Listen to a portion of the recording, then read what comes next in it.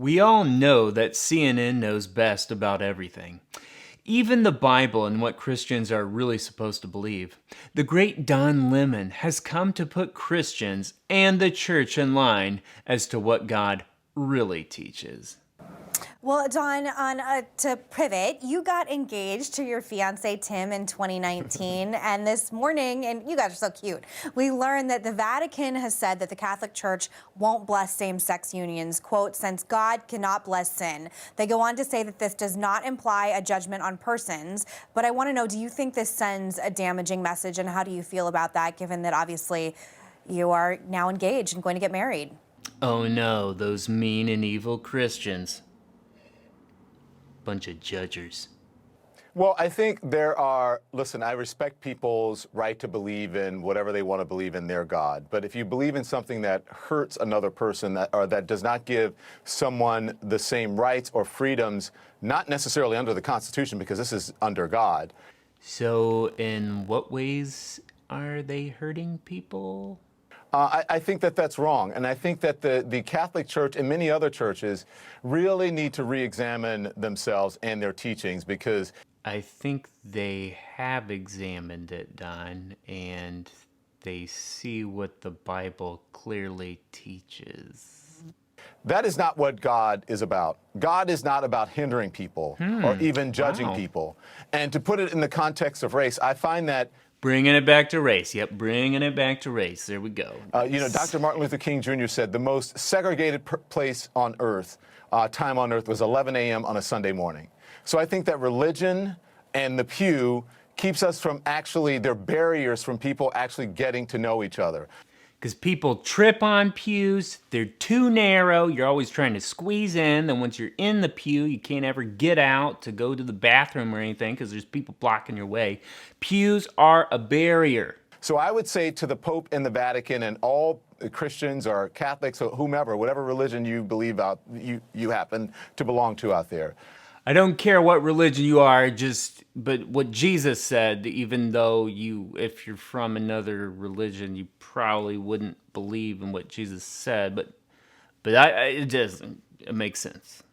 Go out and meet people and try to understand people and do what the Bible and what Jesus actually said if you believe in Jesus, and that is to love your fellow man and judge not lest ye be not judged. So judge not lest ye be not judged? Doesn't sound right. Instead of having the pew hinder you, get those pews out of the way. Amen, Don. Amen. Having the church hinder you, instead of being segregated in the church or among yourselves. Stop the segregation in the pews. I don't know why there are those dividers all over the place. Wait, there is no segregation in the pews. Go out and have a barbecue and meet people and start breaking bread with people and getting to know them, much as I do at Joy's house, mostly Sunny coming to my house, Sarah coming to my house, me going to Whoopi's house for barbecues, and I'm telling the truth. And then hopefully I will be celebrating some sort of meal with Megan and Liberty at her house or at my house. So that's what I think people should do more of. Me going to Mike's house, Mike coming to my house. So break bread. Got it. Mission accomplished. Judge not, lest ye be not judged. Gospel according to Don Lemon. Ka-chow. I'm Nathan Collins, bringing you the truth of Christ in a post-truth culture. Let's examine this nonsense Don Lemon speaks during this clip from The View. It's actually a pretty common perspective that you hear from many people in today's world. Don Lemon says, I respect people's right to believe in whatever they want to believe in their God or whatever, but if your belief hurts another person or your belief doesn't give the same rights or freedoms, then it's wrong. Now, most people agree it's not good to hurt people physically, and that your belief shouldn't physically harm another person. However, in this context, the Protestant nor the Catholic Church is claiming that people should be harmed for homosexual marriage. So this really has nothing to do with anything. So why say this? Well, many people are now using hurt in a far broader range of meaning than had been traditionally used. Harm now includes disagreeing with someone and making them feel uncomfortable about their life choices. The most outrageous of many statements Don makes are the two statements that God is not about hindering people and not about judging people.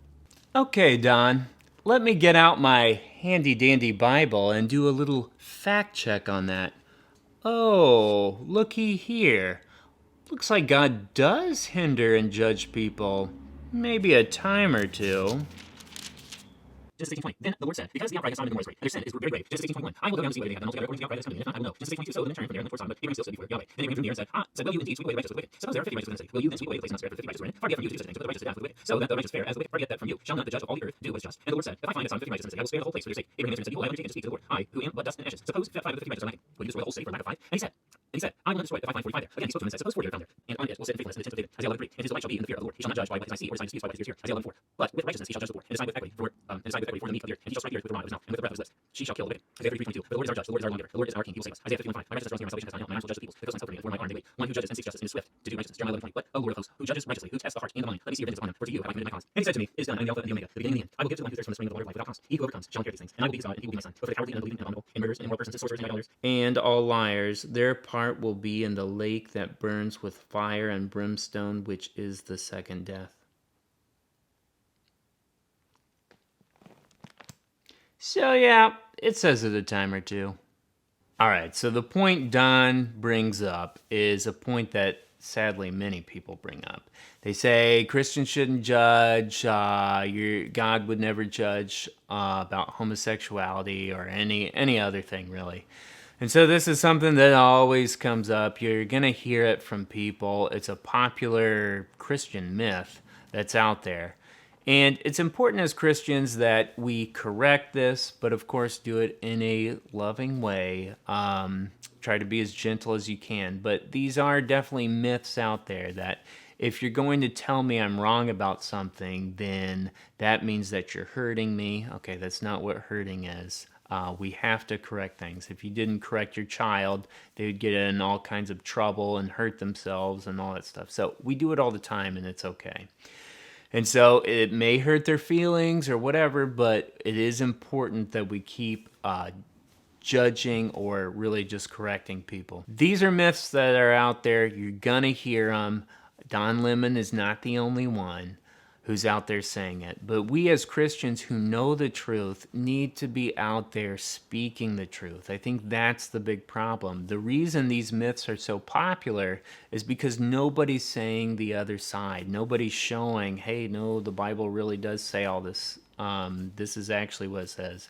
We're actually supposed to judge just with righteous judgment.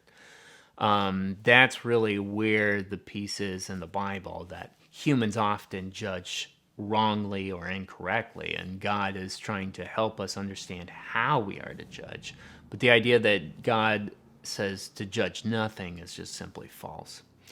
So, in closing, make sure you go out there. Make sure you address these things. Don't just let it kind of slide by.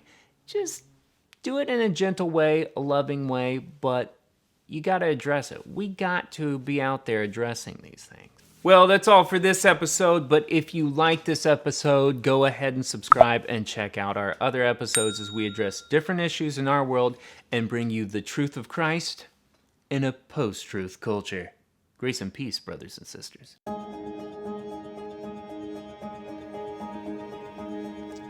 There's nothing in my mug, Mike. Come on!